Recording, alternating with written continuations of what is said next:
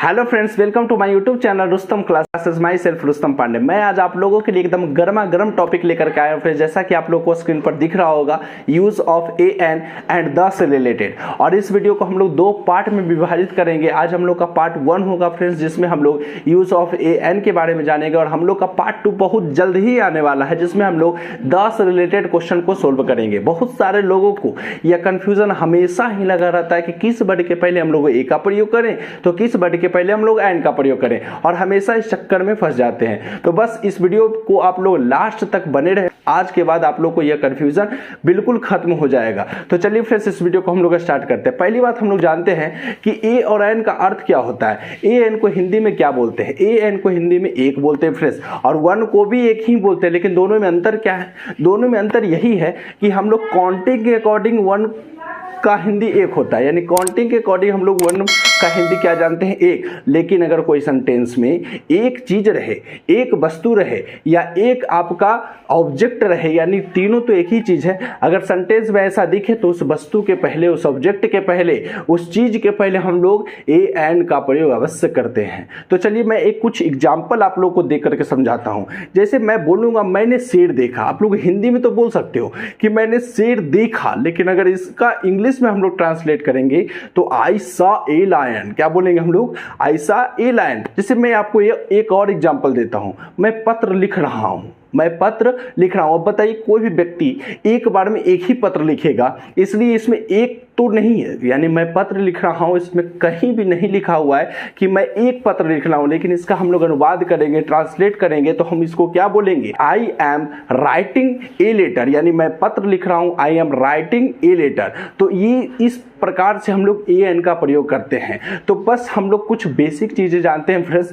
कि हम लोग ए एन का प्रयोग कैसे करते हैं। तो आप लोग तो ये जानते ही होंगे कि ए और एन का प्रयोग कहाँ पे होता है। जैसे देखिए, यूज ऑफ ए एन, यानी इसको दो पार्ट में विभाजित करते हैं। जैसा कि आप लोग जानते होंगे, एक कॉन्सोनेंट और एक वोवेल। कॉन्सोनेंट जो होता है आपका 21 होता है, उसमें दो सेमी वोवेल होते हैं फ्रेंड्स, डब्ल्यू और बाई। जो डब्ल्यू और बाई सेमी वोवेल इसलिए होते हैं क्योंकि वो आधा वोवेल होता है और आधा कॉन्सोनेंट होता है। और वोवेल जिसको हम लोग बोलते हैं स्वर, वो 5 होते हैं, ए ई आई ओ यू।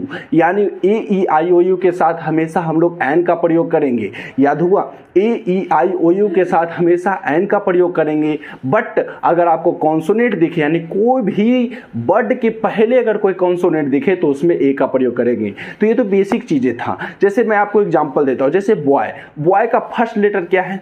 तो बी है। और बी आपका क्या है? वोवेल की है कि कॉन्सोनेंट? ये कॉन्सोनेंट है, तो कॉन्सोनेंट के साथ हमेशा ए का प्रयोग होगा। अगर मैं आपको कैट बोलूंगा, कैट का फर्स्ट लेटर क्या है? सी। और सी में हम लोग कभी भी एन का प्रयोग नहीं करेंगे क्योंकि ये वोवेल नहीं, ये कॉन्सोनेंट है। तो इसमें हम लोग हमेशा किसका प्रयोग करेंगे? लेकिन मैं आपको एग्जांपल देता हूं, ऑरेंज। ऑरेंज मतलब क्या होता है? संतरा। और ऑरेंज को बताइए, इसका फर्स्ट लेटर क्या है? ओ है। और ओ में हम लोग कभी भी ए का प्रयोग नहीं करेंगे, इसमें हम लोग एन का प्रयोग करेंगे। क्यों करेंगे फ्रेंड्स? क्योंकि ये हम लोग का वोवेल है, ये हम लोग का वोवेल है। और वोवेल मतलब स्वर, और कॉन्सोनेंट मतलब व्यंजन। तो ये तो आप लोग प्रयोग जान गए। लेकिन एक प्रयोग मैं आपको बताने वाला हूं जो आप लोग शायद नहीं जानते होंगे, लेकिन हाँ, बहुत सारे लोग जानते भी हैं। जैसे कि हम लोग कॉन्सोनेंट और वोवेल को भी दो पार्ट में फिर से बांटते हैं।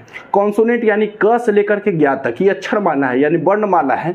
क से लेकर के ज्ञान तक अब हम लोग उच्चारण के अनुसार सीखेंगे। यानी हम लोग अब तो देख लिए ना कि अगर कॉन्सोनेंट है तो कॉन्सोनेंट है, यानी फर्स्ट लेटर देख लिए, कॉन्सोनेंट है तो ए लगा दिए।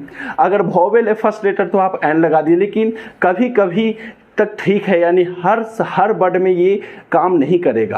अब आपको उच्चारण करना होगा, यानी आपको बोलना पड़ेगा, और बोल करके पता करना है कि कौन सा वोकल साउंड है या कॉन्सोनेंट साउंड है।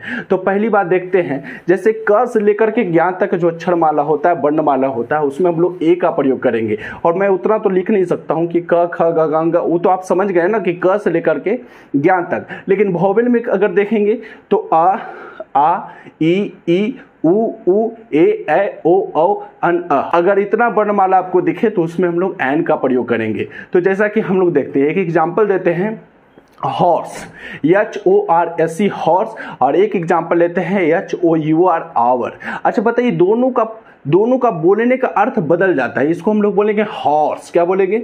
हॉर्स। और ह की मात्रा कभी भी आपको अ ई में नहीं दिखेगा, इसलिए हम लोग इसमें क्या लगाते हैं?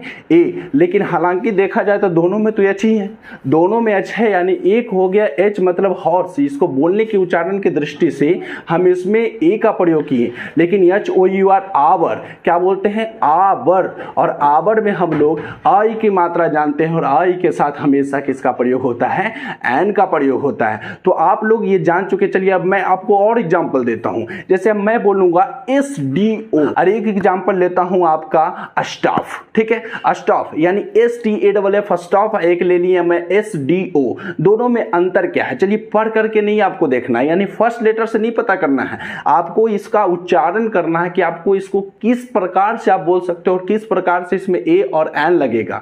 तो पहले स्टाफ, स्टाफ। अब स्टाफ में बताइए, स्टाफ में आधा सा और टा अफ, यानी आधा सा आता है, यानी आपको इसमें क से लेकर के कहां तक होगा? ज्ञात के बीच में होगा, इसलिए हम लोग ए का प्रयोग करेंगे। लेकिन अगर हम इस डीओ बोले, इस डीओ, डीओ को तो हटाइए, पहला वर्ड इस है। इस आप कैसे लिखते हैं? ए और स।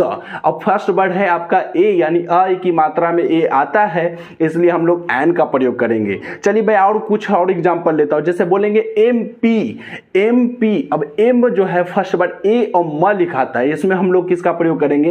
एन का प्रयोग करेंगे। और यही अगर आपको मैं ले लूं एग्जांपल यूनाइटेड, क्या ले लूं? यूनाइटेड। अब यूनाइटेड में यू आएगा आपको क से ज्ञा के बीच में, तो इसलिए हम लोग किसका प्रयोग करेंगे?